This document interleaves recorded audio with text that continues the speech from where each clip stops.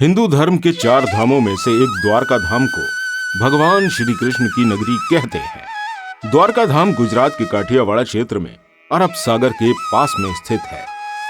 द्वारका नगरी के जल में विलीन होने की कई पौराणिक कथाएं प्रचलित हैं। आज की इस वीडियो में हम आपको बताएंगे कि जिस द्वारका नगरी को खुद भगवान श्री कृष्ण ने बसाया था, वो समुद्र में कैसे विलीन हो गई। द्वारका नगरी के जल में विलीन होने की कई पौराणिक कथाएं प्रचलित हैं। चलिए जानते हैं। पौराणिक कथाओं के अनुसार श्री कृष्ण की द्वारका नगरी के डूबने की मुख्य 2 वजह मानी जाती हैं। पहला कारण गांधारी का श्राप। पौराणिक कथा के अनुसार जरासंध द्वारा प्रजा पर होने वाले अत्याचारों को रोकने के लिए भगवान श्री कृष्ण मथुरा छोड़कर चले गए थे। भगवान श्री कृष्ण ने समुद्र किनारे अपनी एक दिव्य नगरी बसाई। इस नगरी का नाम द्वारका रखा गया। ऐसा माना जाता है कि महाभारत के 36 वर्ष बाद द्वारका नगरी समुद्र में डूब गई। महाभारत में पांडवों की विजय हुई और सभी कौरवों का नाश हो गया। इसके बाद जब युधिष्ठिर का हस्तिनापुर में राज तिलक हो रहा था, उस समय श्री कृष्ण भी वहां मौजूद थे।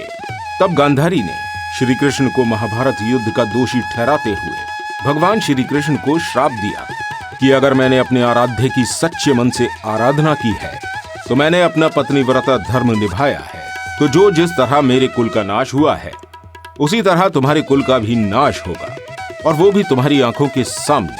कहते हैं इस श्राप की वजह से श्री कृष्ण की द्वारका नगरी पानी में समा गई। एक अन्य कथा के अनुसार श्री कृष्ण के पुत्र सांब को मिले श्राप से द्वारका नगरी का अंत माना जाता है। ऋषि वाल्मीकि, नारद मुनि और अन्य ऋषि द्वारका का भ्रमण करने आए थे।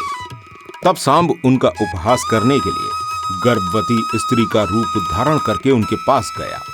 इसका पता ऋषियों को लग गया और उन्होंने सांब को श्राप दिया कि उसकी कोख से मूसल उत्पन्न होगा, जिसके कारण पूरे यदुवंश का नाश होगा। राजा उग्रसेन को इस बात का पता चलते ही उन्होंने मूसल को समुद्र में फेंकवा दिया।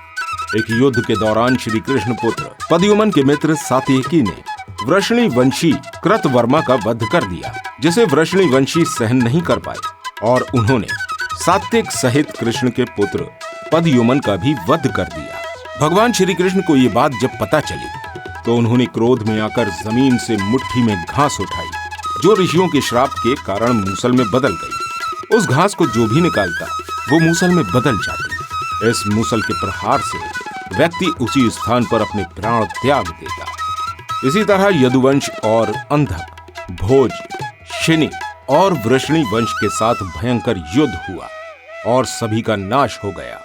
बलराम ने एक वन में अपने प्राण त्याग दिए और उन्हें देख श्री कृष्ण साधना में लीन हो गए। एक शिकारी ने दूर से उन्हें हिरण समझकर बाण चला दिया, जिससे भगवान श्री कृष्ण ने भी देह त्याग दिया। भगवान श्री कृष्ण के प्राण त्यागते ही द्वारका नगरी समुद्र में डूब गई। पुराणों के अनुसार द्वारिका धरती का हिस्सा नहीं थी। भगवान श्री कृष्ण ने इसे समुद्र देव से उधार मांगा था।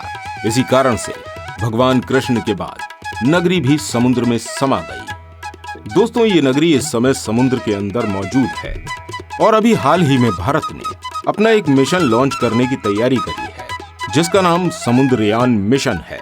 भारत गहरे समुद्र की गहराई और उसके संसाधनों का पता लगाने के लिए अपना पहला समुद्री मिशन शुरू करने वाला है। ये पनडुब्बी एक सबमर्सिबल वाहन में 3 व्यक्तियों को 6000 मीटर की गहराई तक ले जाएगी। हालांकि इस मिशन का मुख्य उद्देश्य तो गहरे समुद्र में अन्वेषण और दुर्लभ खनिजों के खनन के लिए लोगों को एक पनडुब्बी वाहन में गहरे समुद्र में भेजना है।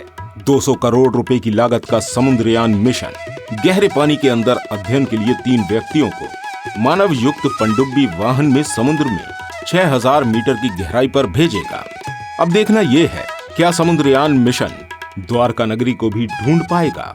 अगर ऐसा हो जाता है तो कोई आश्चर्य की बात नहीं है, क्योंकि हम सबको पता है कि भगवान श्री कृष्ण की द्वारका नगरी आज भी समुद्र में मौजूद है। दोस्तों, उम्मीद करते हैं वीडियो पसंद आई होगी।